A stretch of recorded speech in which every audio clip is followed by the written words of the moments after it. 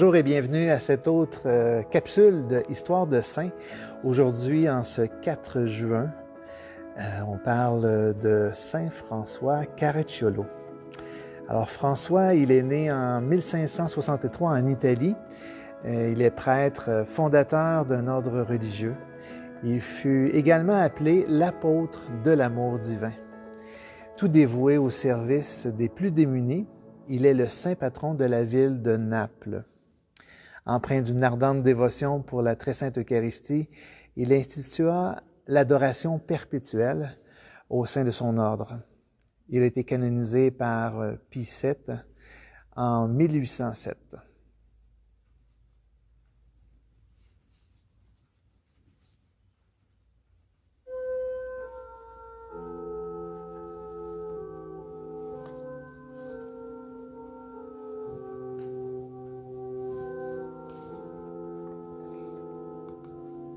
Très précieux sang de mon Jésus, tu es mien, et pour toi, et avec toi seulement, j'espère me sauver. Ô prêtre, efforcez-vous de célébrer la messe chaque jour et de vous enivrer avec ce sang.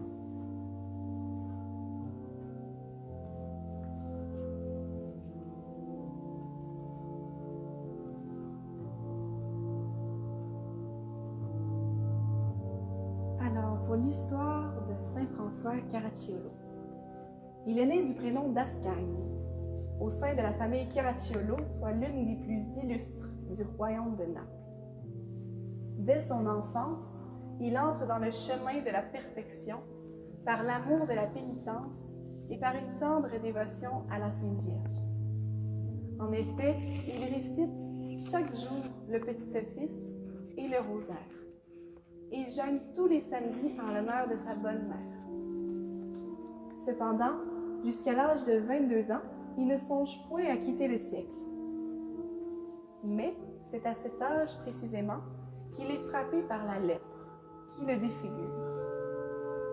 Il fait alors le vœu de renoncer définitivement aux richesses d'ici-bas et de se donner tout entier à Dieu au sein de la vie religieuse s'il est guéri. Il est alors exaucé et guéri miraculeusement. 2 ans plus tard, il est ordonné prêtre et se fait remarquer pour certaines guérisons de malades des hôpitaux où il exerce son ministère. Tout comme dans les prisons d'ailleurs. Toujours parmi les derniers. Nous sommes en 1588. La Providence lui fait également rencontrer 2 vertueux prêtres que voici. En effet, il reçoit un jour une lettre d'un noble génois dont Augustin Adorno, ainsi que l'abbé de Sainte-Marie-Majeure de Naples, Fabrice Caracciolo. En réalité, elle était adressée, la lettre, à un religieux homonyme, donc du même nom, qui fait partie de la même congrégation. Mais, par une erreur, elle est plutôt remise à lui.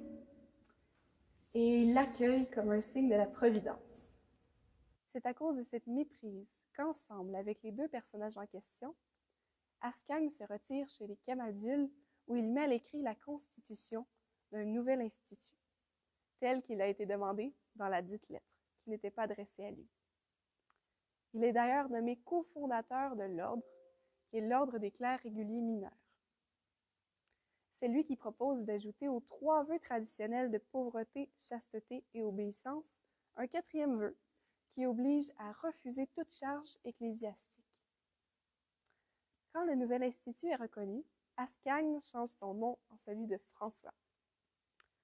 François, encore tout jeune, devient bientôt supérieur général de l'ordre, qui prend de rapides accroissements. S'il désire le meilleur pour les autres, pour lui-même, il ne veut rien. François choisit toujours les chambres les plus petites, dort et mange très peu, porte habituellement le cilice, et 3 fois par semaine, il jeûne au pain et à l'eau. Il partage son temps de repos au pied du très Saint-Sacrement et à l'étude. Quand le sommeil le presse, c'est souvent sur le marchepied de l'autel qu'il prend le peu de repos, qui ne dure guère plus de 3 ou 4 heures. Il se consacre 7 heures par jour à la contemplation et à la méditation de la passion de notre Seigneur Jésus-Christ. Ami de la pauvreté, si on lui donne des vêtements neufs, il s'empresse de les échanger avec les vêtements les plus usés qu'il a, de ses simples frères pour porter. Il évite avec soin toutes les marques de distinction et d'honneur, disant « Je n'en suis pas digne. La compagnie ne me supporte que par charité. » Il signe également ses lettres ainsi « François, pécheur ». Mais ce qui est fantastique, ce qui est admirable chez lui, c'est qu'il promeut surtout le culte de l'Eucharistie, en établissant que les élèves de l'ordre s'alternent dans l'adoration du très saint sacrement par une adoration perpétuelle. Il ne se fatigue jamais. Il ne se fatigue jamais d'exhorter aussi les autres prêtres à cette pratique et expose le très saint sacrement chaque premier dimanche du mois.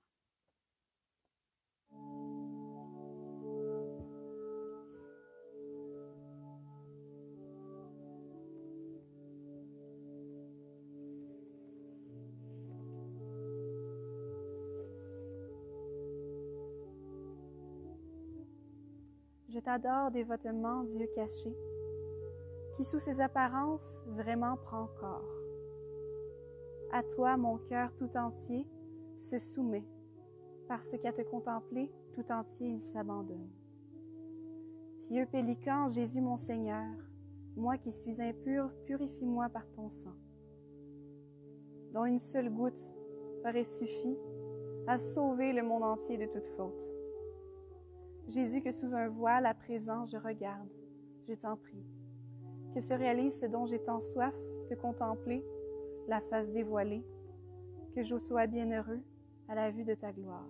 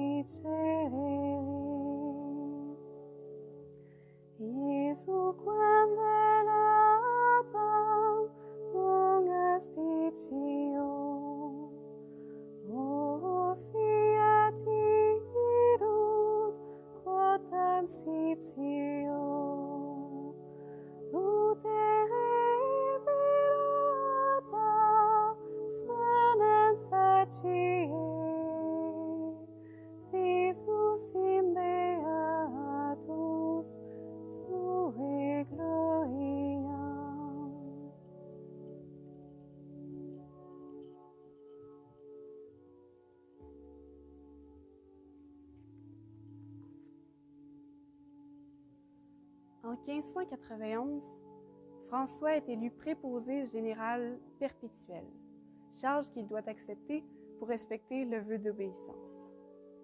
Cela dit, il ne change pas sa manière de vivre la pénitence, le jeûne, ainsi que l'habitude de préférer les travaux qui soient les plus humbles.